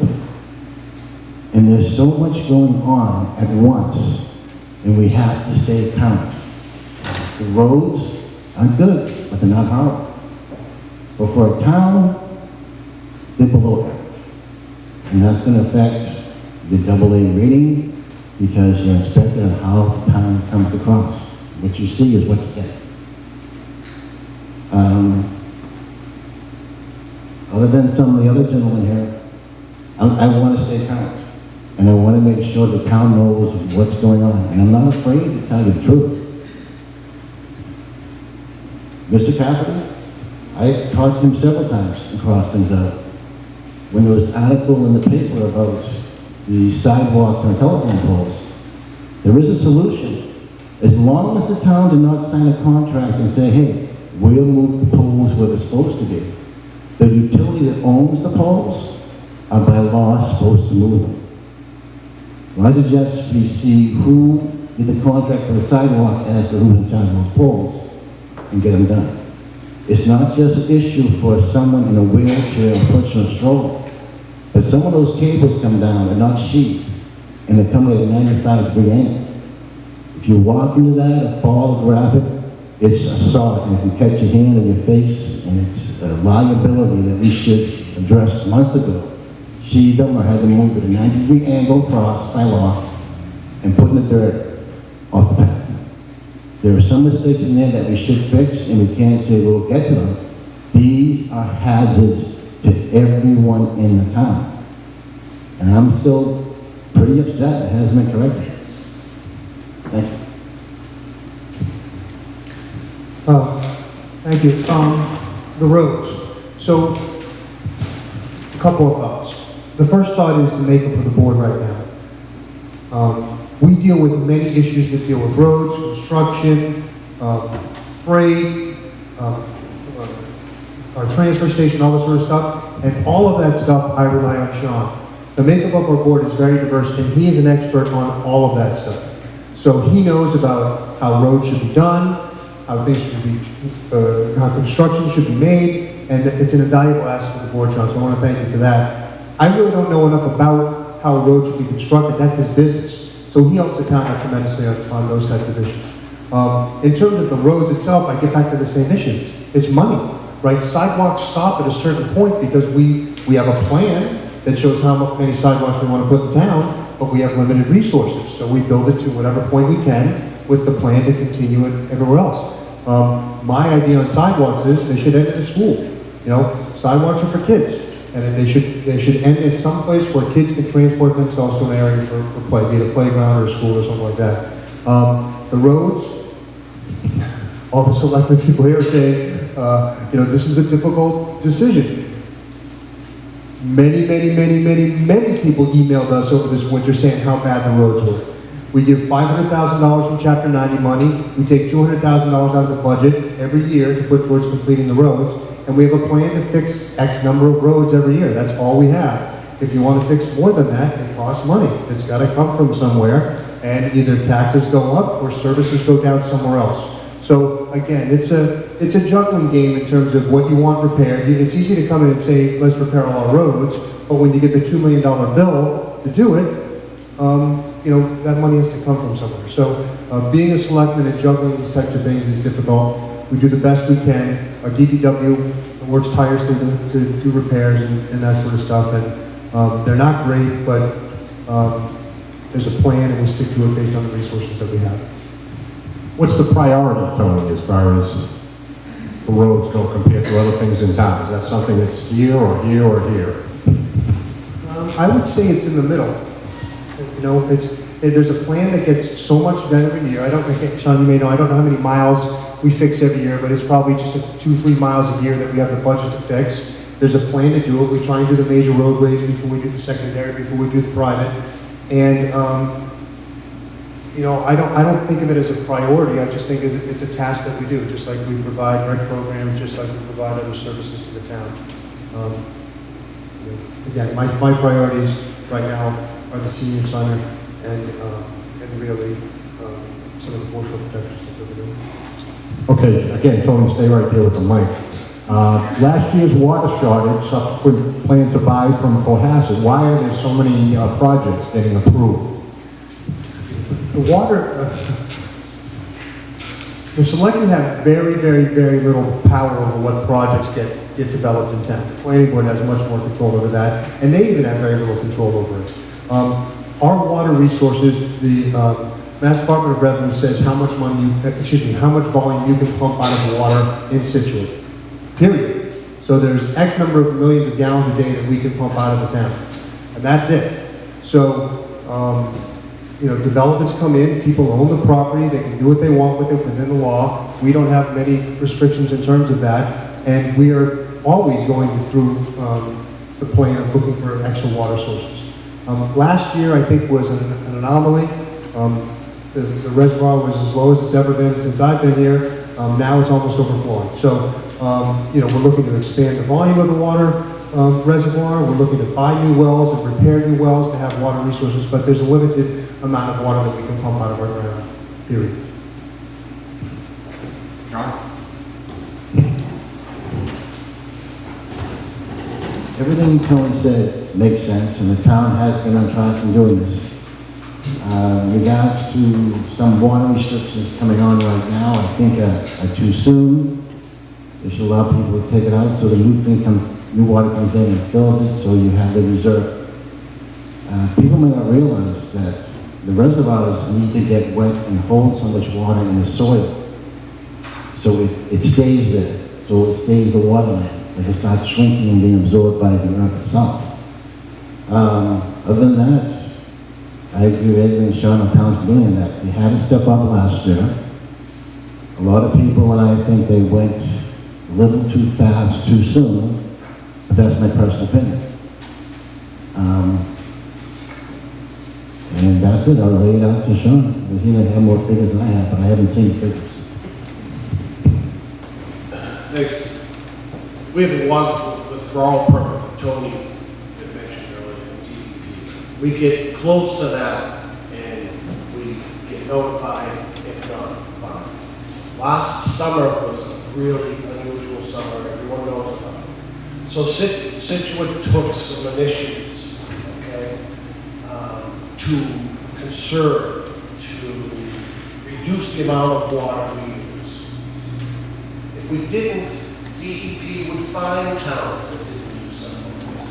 Scituate's a leader in this area, to the point where DEP now has adopted what Scituate did last summer. Postcards being sent out to residents, instructing them how to conserve water. That's just one thing. Town meeting, I did the enterprise funds. We talked about restoring a well, building a well. That's just one of the things. Raising the reservoir, take some money, but if we raise the reservoir 18 inches, that's another month's worth of water. That's probably the easiest thing. A lot of people have stopped me over the years and said, let's dredge this. Well, you run the risk of, hitting a pocket of gravel or sand, and then that could have the opposite effect. We could lose water rather than increase water. So to increase there's a diversionary ditch. We increased that by 1.5 foot, like I said, within 30 days.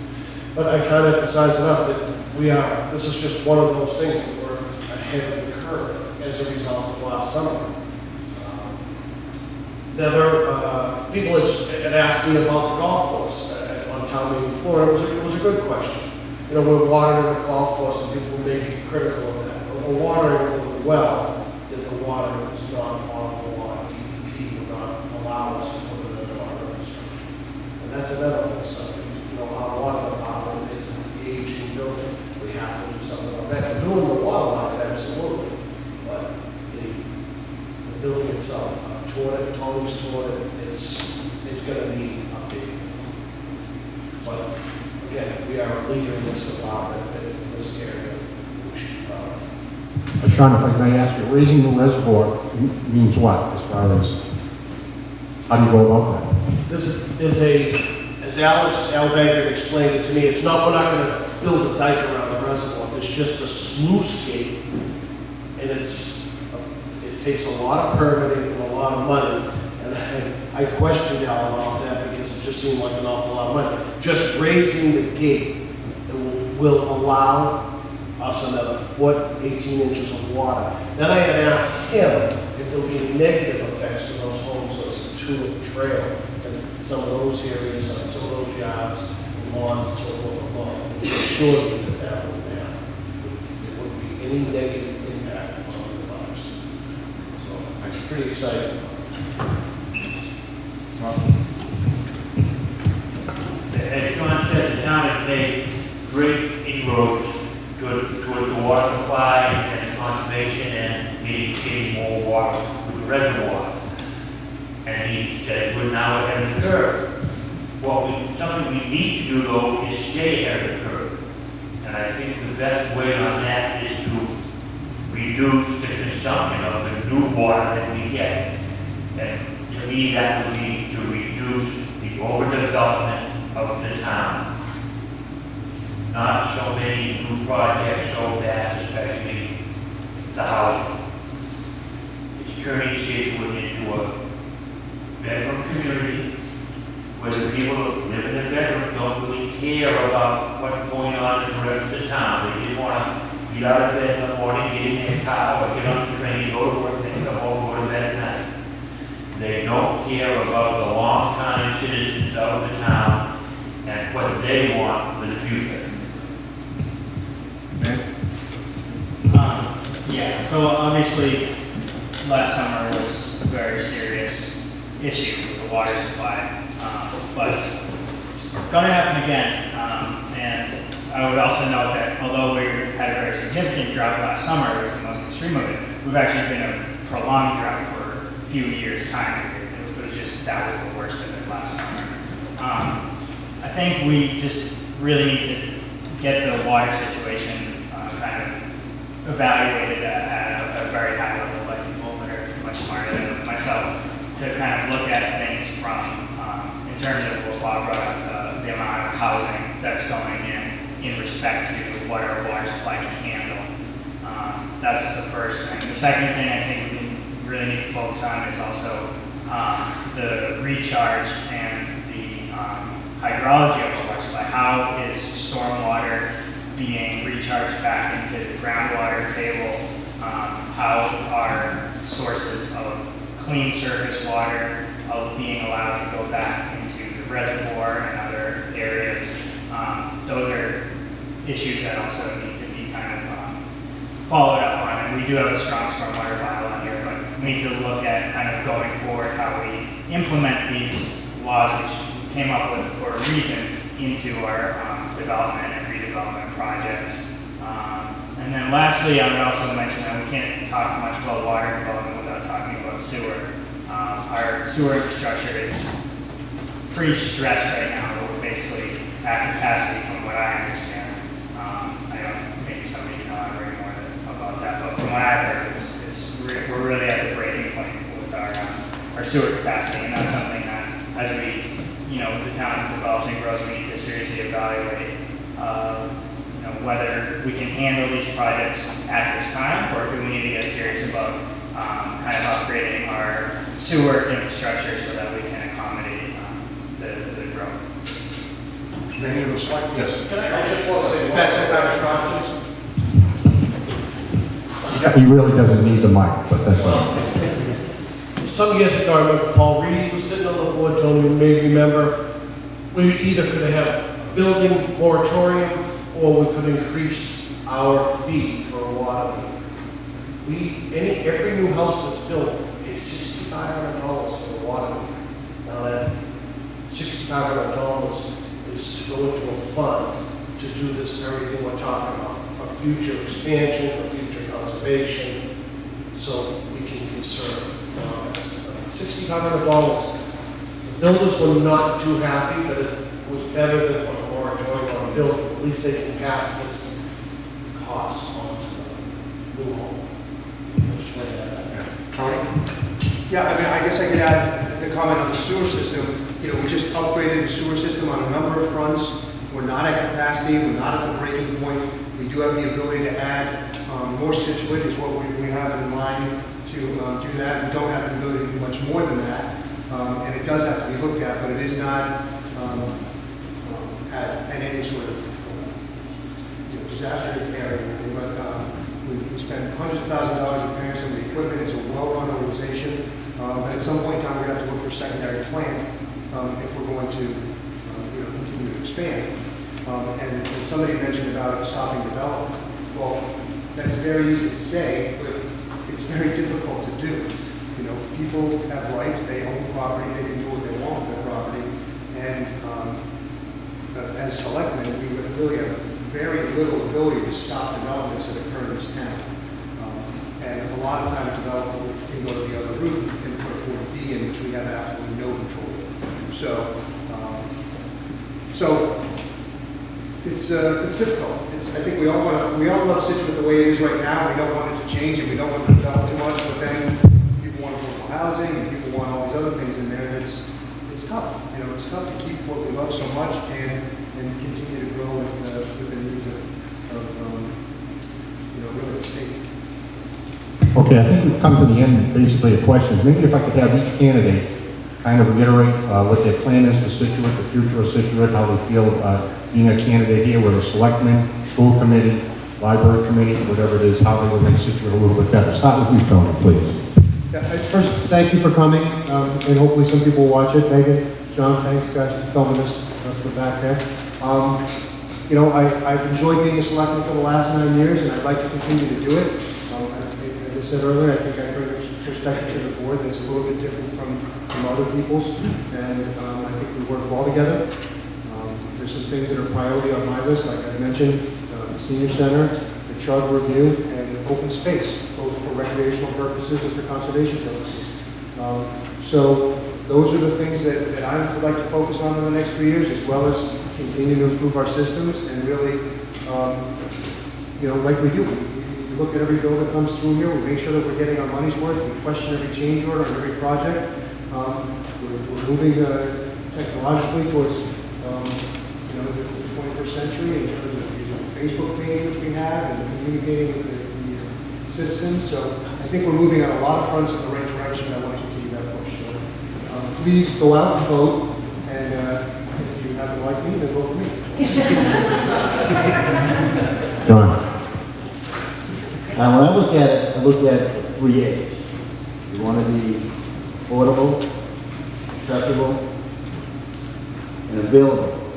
So that means we ask you who want to live somewhere, you have to be able to have it on the market and so on. In regards to open space, I've done things with tours and recreation departments with Ann, Tony's wife, and Elaine went out several times. That's part of our power to do about helping. We were advised we're supposed to be able to help these things. This is why I stepped up, because it ended. We're like, oh wow, you're finally doing things. All these plans in the future have to be ADA compliant. ADA compliance come with commercial facilities, and I've been trained and certified and so on in keeping top notch. And this is what we're here to. We're going up every one here. And we're going out of our way because some of us have to be disabled in the first place, and it takes some choice. For example, when I went to do the football field, we saw that there was a ramp on one side, fantastic. We saw some problems. We also saw a problem that was an angle line that went up that no one noticed. Anybody can really bang themselves and hurt themselves on that. When it came to I think it was a skate park, we pointed out how the bill was bad and extra hands and how to make it more structurally sound. There are benefits to it if you want to. His wife was fantastic. She was a sponge. She did it and just had to ask the right kind of questions. And I apologize. I know she went back to him and she talked to him. That's why I said the family, the town. I have family here. His family's working great. They're involved and so on. But this act I'm talking about, the town hasn't been so receptive to it and it's supposed to be. And I'm trying to do things the nicest way and the fastest way. But I have to be heard and I'm doing everything right. If you want to challenge me, challenge me. If you look, my phone number is in the book. It's for the commission. That's my cell phone. You can call me up and what's going to do that? My wife's not happy with the dog, I can tell you that. And my God. But it comes down to where you get the right answer. Because when someone looks at things in the blueprints, which I'm like to do when I can read and write them, I look for what's not there and what you need in the future for the transition plan, which I say is the holy grail for the town if we get it going. And I'm all aboard for that, and the commission is ready to help, but we have to be heard. And our biggest thing is we have to have funds to pay to get certified in education. Our thing is information. It's not only communication when it comes to plans. We have to get the right information to train. And there was some kind of freeze put on it. And that's just wrong. We're asking more funds and we didn't get any meetings, and that's just wrong too. And that's gonna, when it comes down to an evaluation, that's gonna be held against the town. Right? We're trying to have the best we can, so we're moving forward. If you see anything out of the ordinary, we'll be your acting member. And also will tell you, hey, it's right too. You know, you might want to change something, but it's right the way it is. It doesn't have to change the code. The code is not set.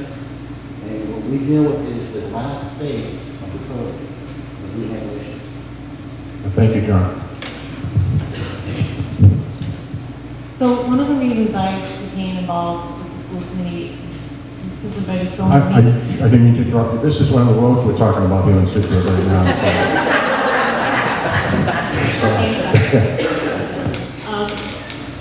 I was not happy myself with some decisions that were made, but I was more upset that I didn't know what was going on. So that's why I decided to become, pay attention to what's going on with the school department. One of the things I'm afraid of that if I am on the school committee, nobody will be in the audience because I was the only one there. So what I would like to try to get more people involved with just going to a meeting and listening to what is being discussed.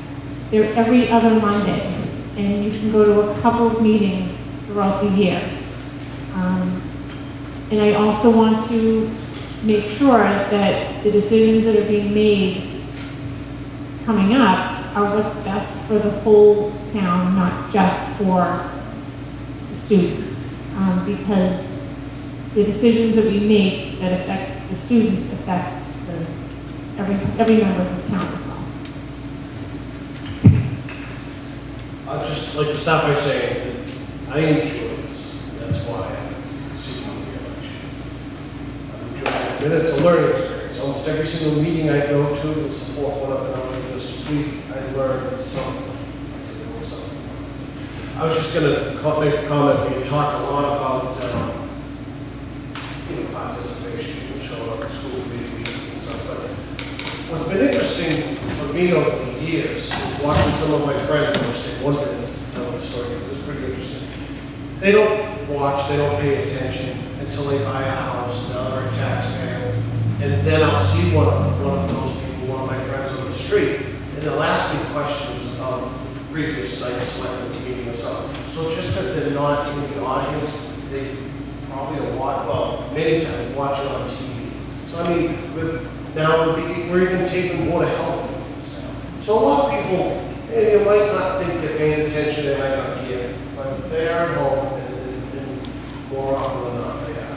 But, you know, I've enjoyed it. We've done a lot in the last 10 years. An awful lot, as you know, that's, you know, some change, people don't like change, and, you know, some people do, some people don't.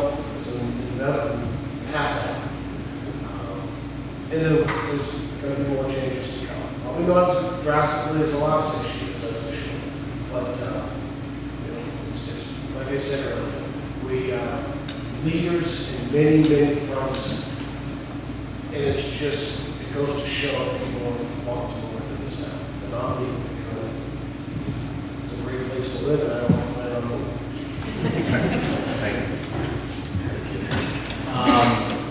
I chose to get involved in the school committee. I wish I could say that I was along with Janice at her meeting. I did not, but that's probably why I'm here. I didn't want other people to decide what's best for my kids, what's best for our families, for everyone. I felt like if I wanted to get involved in it, this is what I needed to do. Again, I have a son with special needs. His requirements are different from my typical 2-year-old. Second grader, not 2-year-old. Second grader. Yeah. But I think ultimately, what I want to do, I'm trying to develop a platform. I don't need a platform because no one's going against it. So my platform is that I want to develop a sense of pride. Our kids should have a sense of pride of where they go to school. Our parents should have a sense of pride of where they have their kids go to school. You know, I love watching high school hockey, and the high school hockey team has been successful lately. They went to the GAR, TV GAR, to win a state championship. I got an amazing sense of pride of all of the Scituate families that went there to support. I want that to be everywhere in the town, not at a hockey game, but I want it to be at the elementary school level. I want it to be at the lacrosse field, at the performances at the new Performing Arts Center. I want it to be apparent, but I want everyone to be proud that they go to school in Scituate. So that's my platform, and I hope that I can do that in 3 years. Thank you. Well, I absolutely agree with you that the reason I have been involved with the library and the reason I will continue to stay involved with the library is because I think it is a treasure for the entire town, and we can all be very proud of the facility that will be online. I want to stay in office so that I can bring it online and work the inevitable kinks out that will happen, but also to be involved in what can be an extreme, exciting growth in programming. We have now the facilities available for whatever your interest is in town. You can come to the library and say, let's think about doing a program, and we can have a facility that everyone can enjoy. So I don't, that's my platform. I hope you'll consider voting for me. Platform for you, whatever you want to call it. I decided to run for selectman because I felt that the people of the town, especially the long-standing citizens of the town, needed a voice from someone who wasn't a lawyer, someone who wasn't a construction contractor, someone who wasn't a financial genius. Just a regular, we want to call Joe Adams, who tries to think things out using common sense and a little bit of logic, and have the voice of those long-time citizens of Scituate heard. I will admit I am not a long-time resident of Scituate, but Cutwood Cemetery is full of my descendants, and there's a spot there ready for me when I went down. The next time I move from Stockbridge Road, I plan on moving to Cutwood Cemetery. I love Scituate more than anything else in the world except for my wife. And I want to be your voice in church. I've spent my years working hard. I want to give back to Scituate now that I have time to do it. Thank you. I just want to again thank everyone for coming and being a part of this and listening to all of us here tonight. So I'll close with my points. I'm running for this position mainly because I think I bring a new and unique perspective to the planning process, and fortunately I am in a stage of life where I have the energy and the commitment to deal with the time involved in volunteering for this job. For action items, I think my platform is really that I want to be a visionary leader of the planning board and help to update our master plan, which needs updating, as well as our zoning bylaws as needed, and most importantly, stick to these plans and these bylaws. We need to have some sort of accountability in the process and the follow through of these plans. As a member of the board, I sincerely hope that I can facilitate communication with our citizenry and aid their participation in the planning process wherever applicable. I've heard many times that people feel left out or they find out about things after it happened. And I'd like to have an open dialogue with citizens of the town so that they can be involved if they're in a position to be involved. And finally, I guess my vision for the town is I'm committed towards a town in the future that's designed to be socially vibrant, economically robust, environmentally sustainable, but also pays homage to our historical and cultural heritage. And most importantly, I want this future to be for everyone. Thank you. Thank you very much. I'd like to first thank our camera crew. I'd like to thank Bob for his nice display. Thank you to folks out here, and of course, thank you to the candidates. Great job tonight. Thank you very much. Yeah, hold on one second. Hi, Bob Chesky from the Scituate Historical Society. I want to thank you all for coming. If you saw, we have some events scheduled. We have Birds of the Swamp, which will be next Thursday here at 7 o'clock. We have an antique appraisal, $10 per item, June 17th, which is 1 to 4. And then we have big plans for July. We're going to have a Lawson weekend. The tower will be open. I will give a talk here on Saturday. We have some gifts we got from California. Thomas Lawson's great-grandson gave us some gifts that no one's seen before. We did open them up on TV. John was there, thank heavens. And we've also some new items, which basically no one except me and some of the trustees have seen. And they will be on display also. So I want to thank you for coming. And hey, if you haven't joined the Historical Society, please do. $25. Thank you. Thanks, Bob. Good night.